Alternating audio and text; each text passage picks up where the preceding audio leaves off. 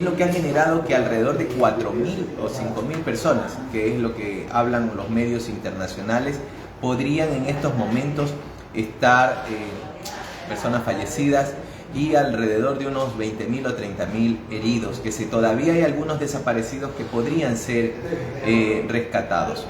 Básicamente esto es un sismo de tal vez incluso un poco menor del sismo de 1906, sismo menor al de 1906, e incluso también al de San Francisco, la placa allá, la placa de la falla de San Andrés, pero que básicamente son muy destructivos. Uno, por las condiciones de pobreza con las que se vive en estos países. Recordemos que Siria está en un conflicto bélico, tiene incluso a su haber problemas de desarrollo económico, territorial y social. Hay un montón de temas que hay que revisar en el tema de Siria, y que en estos momentos tienen que levantarse todas esas restricciones que se tienen para poder atender para el año 2022 un terremoto de 6 grados.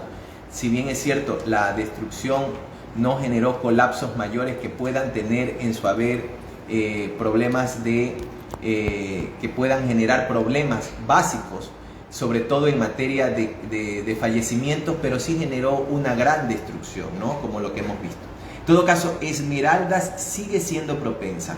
Los sismos de Esmeraldas son tal vez en magnitud mucho más elevados a los que se vivieron ahora en Siria, y el desastre está latente, siempre y cuando como esmeraldeños no entendamos que el nivel de construcción de nuestras viviendas debe ser de manera técnica, y sobre todo porque nos ubicamos en zonas de muy alto riesgo. Lo que vivió incluso el Ecuador en el año 2016 en la parte de Manabí, podría incluso un terremoto de alta magnitud y de alta intensidad poder afectar tal vez de mucha mayor manera a lo que podría pasar en la provincia de Esmeraldas, entendiéndose que aquí han existido sismos de 8.8 en algún momento, dado así, registrado en 1906, llevado a la nueva escala de momentos sísmicos de 8.4, 8.3, y también se han dado sismos de 7.9, de 8.1. Entonces Esmeraldas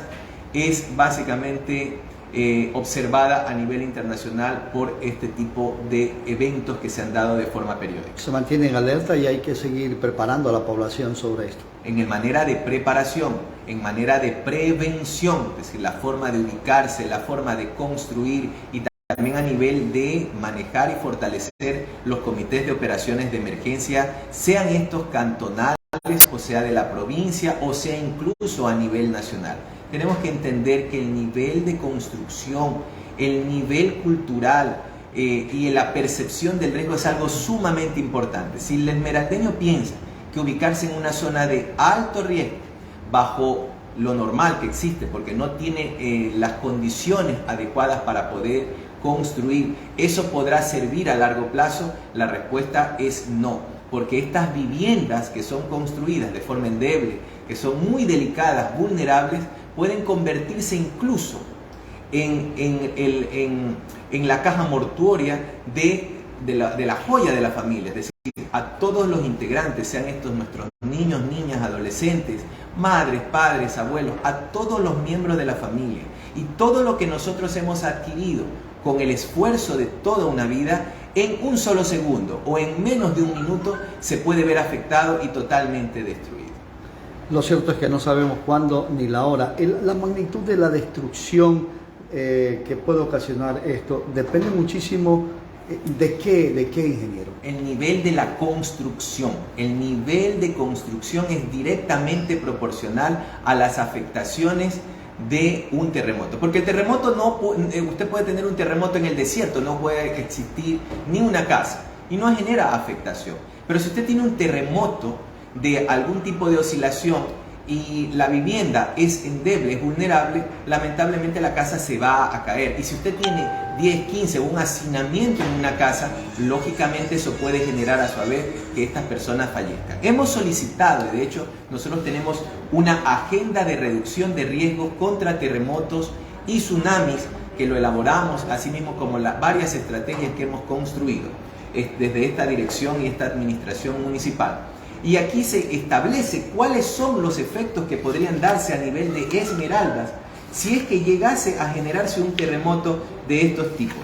Por ejemplo, en estos casos se podrían hablar de eventos y elementos esenciales, más de 21.442 predios afectados, más de 86.000 personas que podrían verse realmente también afectadas, muchas de ellas fallecidas, 900 millones de dólares en pérdidas por infraestructura de vivienda y la infraestructura, por ejemplo, de todos los elementos esenciales incluidos, aeropuerto, el puerto comercial, puerto pesquero, el centro de atención ciudadana, el hospital, FLOPEC, el ECU 911, planta de tratamiento de aguas residuales que se encuentra en La Burrera, por ejemplo, aunque no está trabajando, el sistema de distribución de agua potable, planta de captación, centros de salud, subestaciones eléctricas, tendidos eléctricos, el mismo sistema de puentes sobre el río Esmeraldas, el puente sobre el río Teaune, la vía E15 Norte que nos lleva hacia Ibarra y hacia el norte del país, la vía E15 Sur que nos lleva hacia Muisne, la vía incluso la E20 que nos lleva a Quinindé,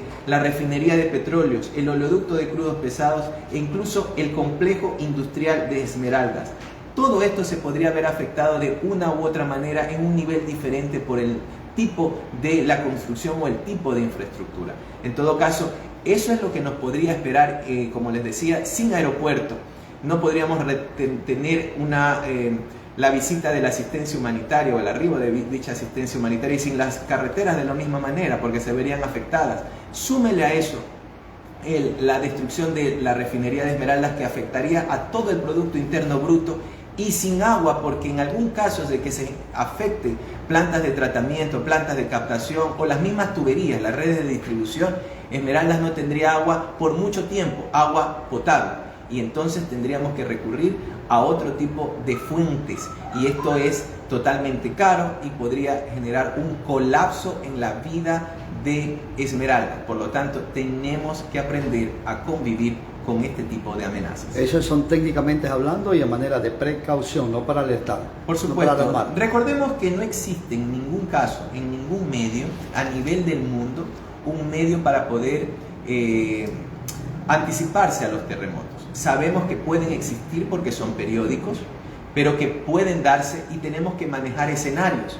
Lo que hacemos a través de esta dirección del municipio es manejar los escenarios. El que hablé es el máximo escenario posible que puede darse. Puede ser que no se dé, pero así tenemos que prepararlo. Y es por eso que en base a esa agenda hay eventos que hay que precautelar. Por ejemplo, hemos solicitado al Ministerio de Educación desde antes de este terremoto, de este evento, y en base a esta planificación, que las escuelas tengan adecuadamente un sistema de reforzamiento estructural para todas las unidades educativas del cantón vulnerables ante sismos y tsunamis, entendiéndose que nuestros niños aparentemente están más seguros en las unidades educativas porque manejan unas brigadas y manejan una coordinación muy adecuada en este tema en la forma de la prevención. Pero necesitamos que la estructura también sea la adecuada, y hay muchas de las escuelas que lamentablemente ya no se presentan conforme a esto, es decir, el gobierno tiene que invertir en estos temas.